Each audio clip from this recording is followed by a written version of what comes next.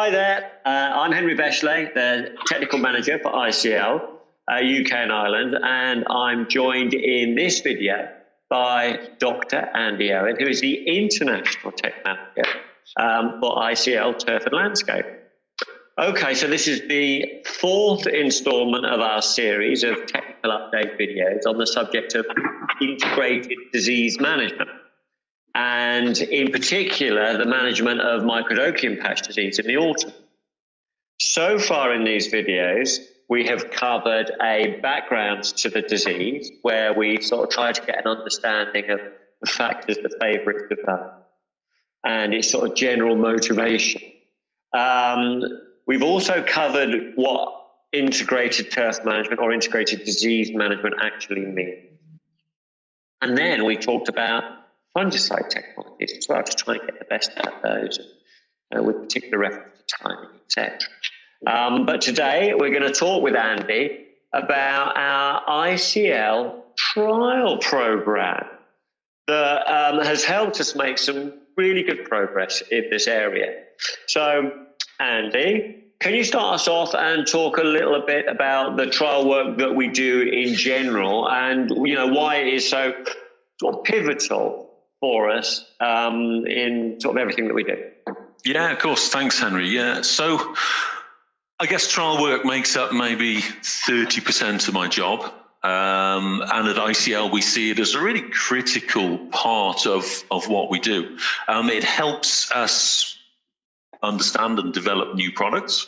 And it also helps us provide the right advice for the use of our existing products. During the course of a year, I would be doing trial work with external partners, trial stations and universities, but also working with our internal R&D team who are based in the Netherlands, and carrying out more local trial work here in the UK with yourself and area sales managers, but throughout the globe where we have sales managers who are doing trial work as part of their own jobs. Yeah. So we do lots of trial work, don't we, for lots of different reasons. But I suppose we're here today to talk about Microdochium patch trial work. So can you sort of give us a sort of bit of a history of what we've been doing in this area? Yeah, so every year I've been in this job, we've done research specifically on Microdochium nivale, Microdochium patch disease. And as Kate Entwistle said in the first video of the series, Microdochium patch is a really important disease for cool season turf grass, and so it is important that course managers have strategies to hand to help them manage the disease and mitigate the worst effects of the disease on their surface. And the research that we would do or we have done in this area really falls into two broad categories. There would be individual product focused research, where we get hold of a new nutritional product or a new biostimulant, and we would test that on its own compared to the control plots with nothing applied, and control to best practice or the application of an existing fungicide. And there would also be the research where we take products that we know have some effect and we integrate those together into a program. So we're looking at how the whole program affects the development of the disease. Now, the former of these two is a little more scientific. We're looking at the effects of an individual product. But the latter, our sort of integrated approach, is way more realistic. That's what would happen on the ground. It isn't about individual products. It should be about a whole program of management.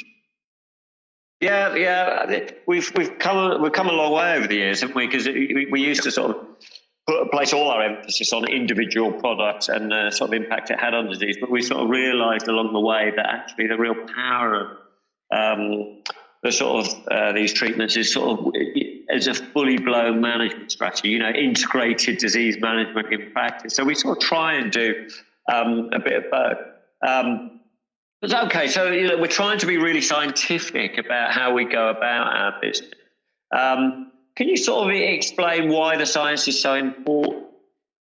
Yeah, absolutely. I mean, the individual product assessments are important. Over the years, we've shown, the real value in getting nutrition right in the autumn and the spring.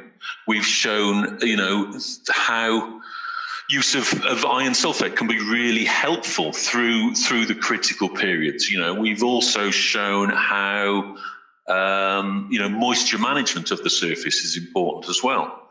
But when you focus on an individual product or the effect of an individual product, whilst the trial can be robust and complete and allow you to say something about it, it's never the full story. And in some ways, I smile. You see this a fair bit in the industry. You see comments about products that say, in trial work, they will reduce your disease pressure by 30%. I can sell you a product tomorrow that will reduce the microdochium outbreak based on trial work by 30%. Well, that sounds good.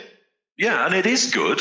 But when you think about it, if you're compared to an untreated control, where the total outbreak is, say, 24% of your surface affected by disease, a 30% reduction just takes that disease from 24% down to 16%. 16% of the surface affected by disease is still a disaster. But you can sell a product based on the fact that it offers you a 30% reduction, but that should never be the full story. Yeah, no, I know. Yes, exactly. So we're sort of really tight on this, aren't we? We don't set up trials to exploit statistics or sort of come across with results that sort of seem more compelling than they actually are. We try and sort of, we're trying to give good advice with this stuff, aren't we? So have you got any examples of where that might have been the case, where we could have been tempted to overinflate some trial results?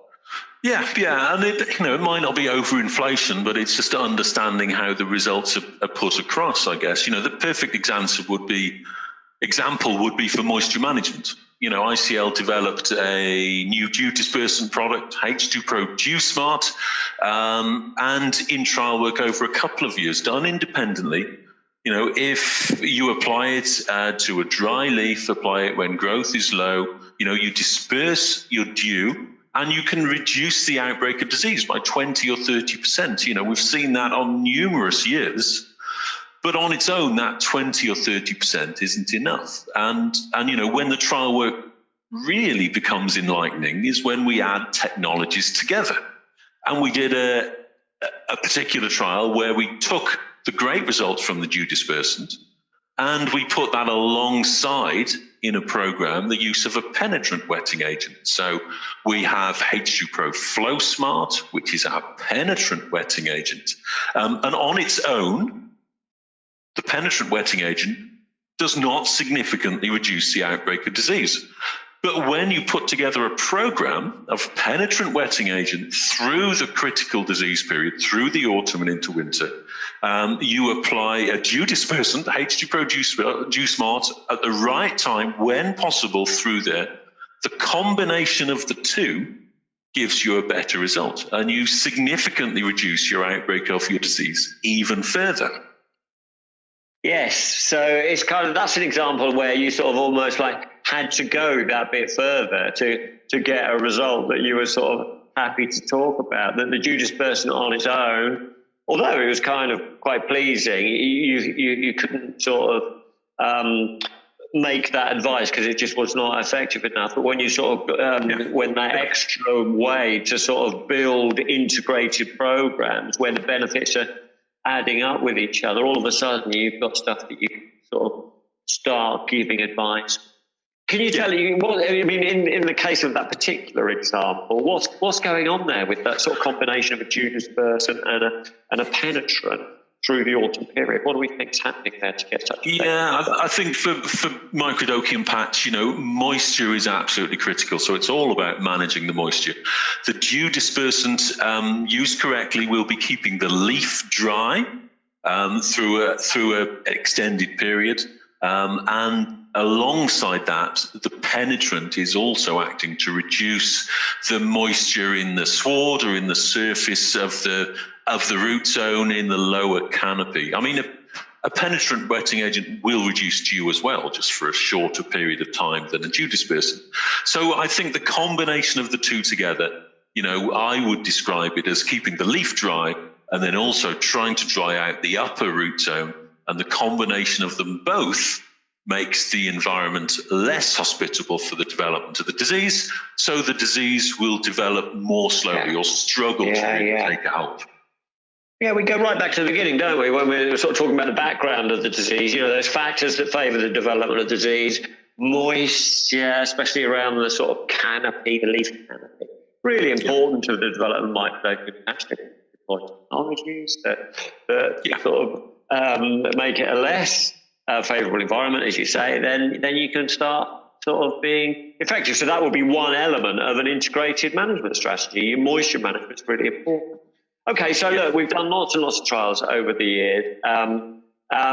Is there sort of a summary of the outcomes of the trials that you can just sort of give us at the end of this? Yeah, I think it's important to say, we'll continue to do both styles of research. We see the importance of individual product testing. We get offered loads of products every year that are suggested will have an effect on the disease. So we need to look at those. But the true value really comes in integrating these products together in a program that might work for the end user. I think it's really important to say, though, what I find interesting, in the 7 years I've been doing this trial work and the previous work that ICL did when we were Scots in the same area, we've never found an individual product, be it nutritional, be it moisture management, be it iron-based, be it biostimulant, be it biological, fungal or bacteria. We've tested all these things. We've never found a single product to be as effective as, a single application of a Syngenta fungicide applied at the right time in the disease cycle to be effective. All these products, can show a benefit, but often that benefit is small. And you only really get the value when you start adding them together in an integrated program. And so that is why we've got to continue this structured trial work to help us understand how we manage disease better with a range of technologies. Yeah, it's about everything, isn't it? It's not just about moisture management or nutrition. Fungicides are a big part of the fully integrated program. And we shouldn't ever sort of forget that. And they're really sort of the most important element. Really. Okay, so let's just finish up.